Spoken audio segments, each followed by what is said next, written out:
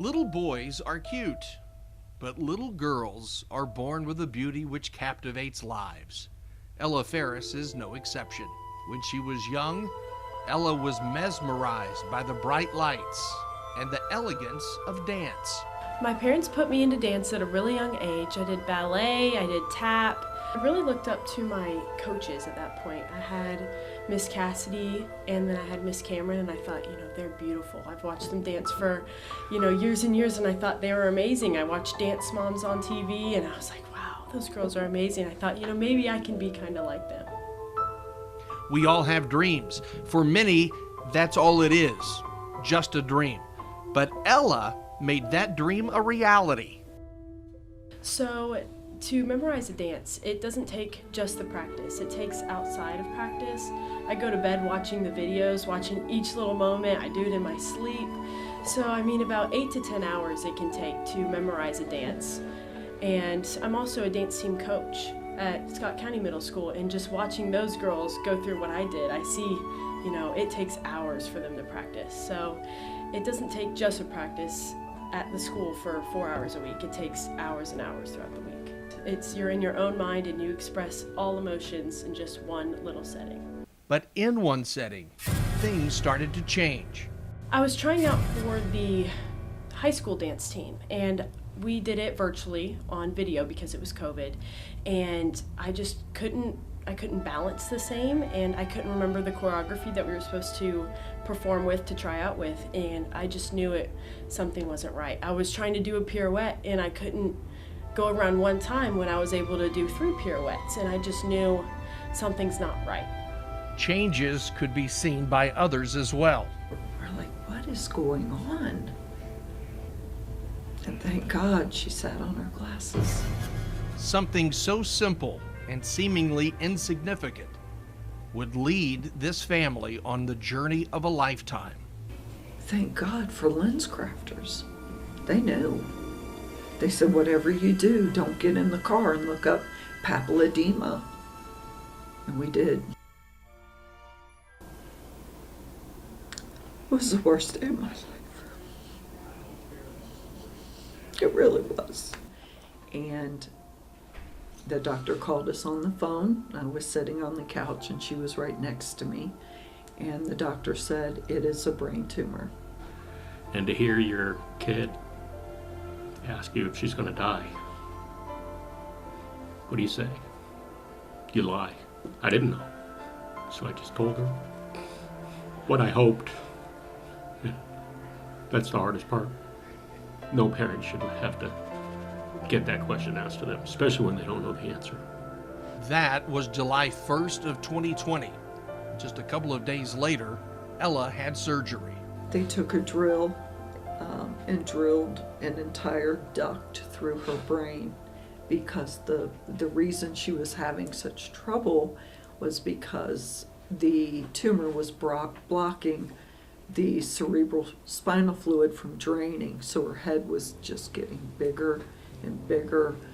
The lobes of her brain were saturated, and you can't touch the tumor because so many things, vital things, go on in the brainstem. The surgery was expected to last 2 hours, and it lasted 6 hours, which was extremely scary for my parents, I could imagine.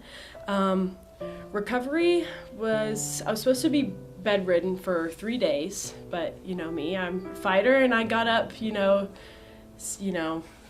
hours later and was, trying to walk around. So I was, put back in bed, obviously. It took close to a year for everything to fall into place, and some of the memory problems of the past started to make sense. When we look back and realize that it had to do with the issues that she was dealing with, but the next year to see the difference, in April or whenever, when she started training for trying to make the team as a sophomore, that's when we realized that, hey, she's out of this.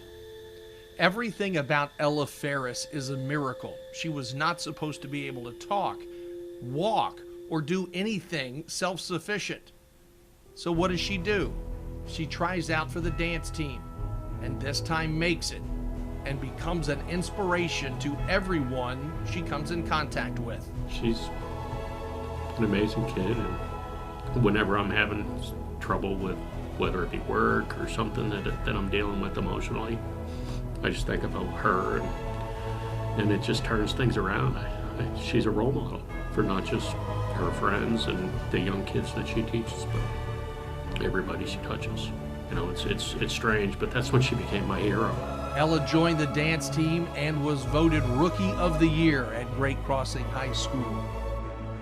And she also made an appearance on WKYT's Off the Bench segment. Many different avenues. I do 2 different types of dance. I am a part of a school team and a competitive team at a studio. We do 2 different things. At my school team, we dance kind of together. We're all one. We're kind of just doing all the same things to all look the same.